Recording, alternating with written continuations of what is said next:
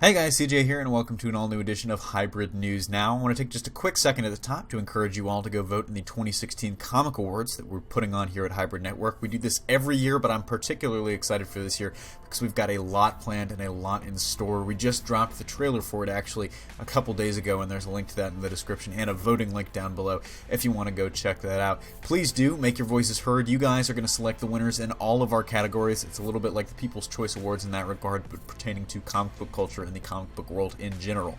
But I've blathered on about that way too long already, so without further ado, let's get down to the news. And in our first story, we finally have the official release date for the second season of Daredevil.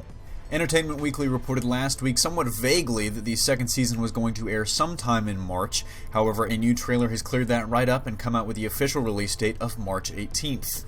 This all comes on the heels of an earlier rumor yesterday that said the show would appear on March 25th, and if that date sounds familiar to you, that is the day that Batman v Superman: Dawn of Justice is slated to hit theaters.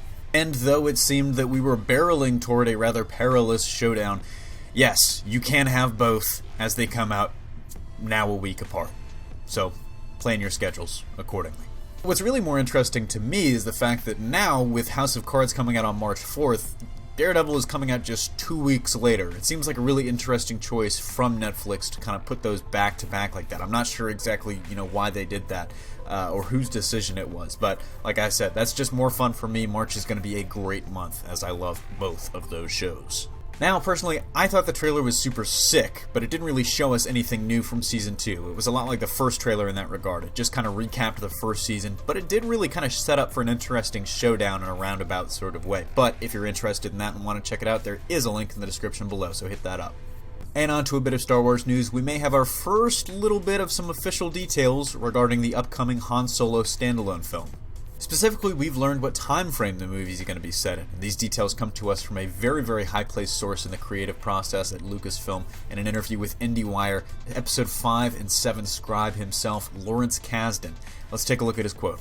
"The film will not be, here's where he was born and this is how he was raised. I think what it will be is what he was like 10 years earlier than A New Hope. Maybe a little earlier, you'll get a glimpse. But Kurosawa once said the heroes are the ones that are still changing, and the villains are locked and petrified into what they are. And Harrison embodies in Force Awakens someone who is still not settled on who he is." Now, Han Solo was 29 in A New Hope, roughly, so he'd be right around 18 or 19 if this movie is set about 10 years earlier, which makes sense considering the actors that are reportedly up for the role are folks like Liam Hemsworth, who's 25, or Anthony Ingruber, who I think is 23.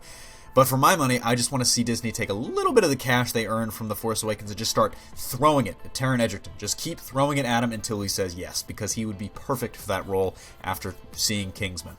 On to a little bit of TV news. Showrunner Bruno Heller has revealed a major plot point for this season of Gotham. Heller confirmed that Bruce Wayne would take a major step in the journey he began in the beginning of the first season and finally discover the identity of his parents' killer. And this opens up a variety of options for the show, but whether they go with the Joe Chill route or the Burton Batman Young Joker route or even kind of forge their own story remains to be seen. But I've never been a huge fan of Gotham, full disclosure, and I'm not sure this is something that the show should be addressing at this point. It just feels like something that needs to happen when Bruce is older a little bit and already Batman, if it even happens ever at all. I mean, that was kind of the dark and beautiful irony of it all, that it was his parents' death that turned him into this powerful vigilante, but for all his time, effort, and training, he could never find his parents' killer, and that'll probably still be more poignant to me than anything they put on screen. In that vein, we're going to end the day on a little bit of a sour note, as Deadline Hollywood is reporting that the Teen Titans live-action TV series is officially dead in the water over at TNT. TNT actually went through a leadership change at the top last year, and even though they still ordered it to pilot, apparently they had a change of heart and it's now canned. Now keep in mind, this is a very early report, so we do not know the exact cause for the show's termination as of yet. Whether the pilot got made and was just not up to snuff, or if it even got made at all, remains to be seen. So that wraps it up for the news today. Thanks for tuning in. Signing off, this is CJ, and I'll see you tomorrow.